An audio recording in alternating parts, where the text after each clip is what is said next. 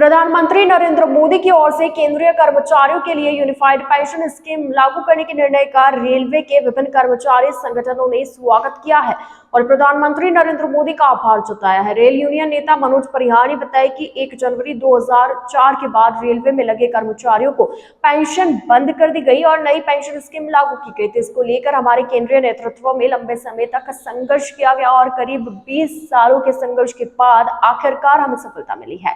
उन्होंने बताया कि ऑल इंडिया रेलवे फेडरेशन के सुझावों पर अमल करते हुए केंद्र सरकार ने केंद्रीय कर्मचारियों के लिए यूनिफाइड पेंशन स्कीम लागू की है, जो निश्चित रूप से स्वागत योग्य कदम है। उन्होंने कहा कि यह पेंशन स्कीम 1 अप्रैल 2025 से लागू होगी और इस अवधि के बीच सेवानिवृत्त होने वाले कर्मचारियों को इस पेंशन योजना का लाभ देने का प्रयास किया जाएगा। रेलवे यूनियन के नेताओं ने कहा कि यूनिफाइड पेंशन स्कीम में यदि कोई भी विसंगति रह जाती है तो उसे भी दूर करने का प्रयास किया जाएगा। रेल यूनियन के नेताओं ने यूनिफाइड पेंशन स्कीम लागू करने पर अपने केंद्रीय नेताओं और प्रधानमंत्री नरेंद्र मोदी का आभार जताया। ARF के जनरल सेक्रेटरी आदरणीय शिवगोपाल मिश्रा जी की देश के प्रधानमंत्री आदरणीय नरेंद्र मोदी जी के साथ में दिनांक 24 को जो बैठक हुई, जिसमें ये तय किया गया कि जो रेल कर्मचारी 1/1/2004 के बाद लगे हैं उनको NPS से जोड़ दिया गया और हमारी मांग थी कि हर रेल कर्मचारी को पेंशन मिलनी चाहिए। तो भारत सरकार ने सोमनाथ एक कमेटी का गठन किया था, जिसकी कमेटी ने रिपोर्ट सार्वजनिक तौर पर 24 को उजागर करने का काम किया, जिसमें हमारे फेडरेशन के लीडर्स भी उपस्थित थे। उसमें ये बात ये तय होने का काम हुआ कि यूनिफाइड पेंशन योजना हम कर्मचारियों को देने का काम करेंगे, जिसके अंदर जिस कर्मचारी की सेवा 25 वर्ष पूर्ण हो जाएगी उनको 12 महीनों के एवरेज पे के अनुसार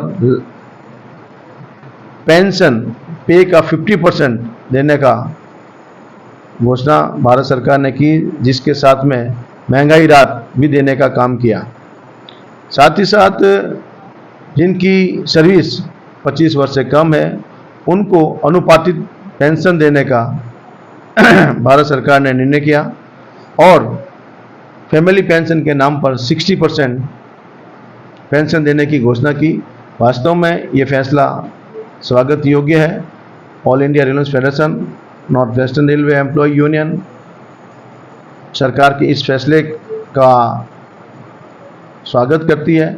24 अगस्त के दिन आदरणीय हमारे PM महोदय ने पहली बार NJCA के तत्वाधान में सेंट्रल कर्मचारियों के जो भी नेता है उनका संज्ञान लेते हुए केंद्रीय कर्मचारियों को आने वाली समस्याओं को सुनने के लिए और एक बहुत ही ज्वलंत मुद्दा जो पिछले लंबे समय से फेडरेशन और NJCA उठा रहा था, उसके बारे में संज्ञान लिया और प्रधानमंत्री जी ने NPS को बदलकर UPS करने का जो कार्य किया, हमारे परम आदरणीय all India railway men's federation के महामंत्री जी ने उसको स्वीकार किया और तमाम रेल कर्मचारियों को आने वाले समय में NPS से बेहतर सुविधाएं UPS में मिलने का कार्य होगा।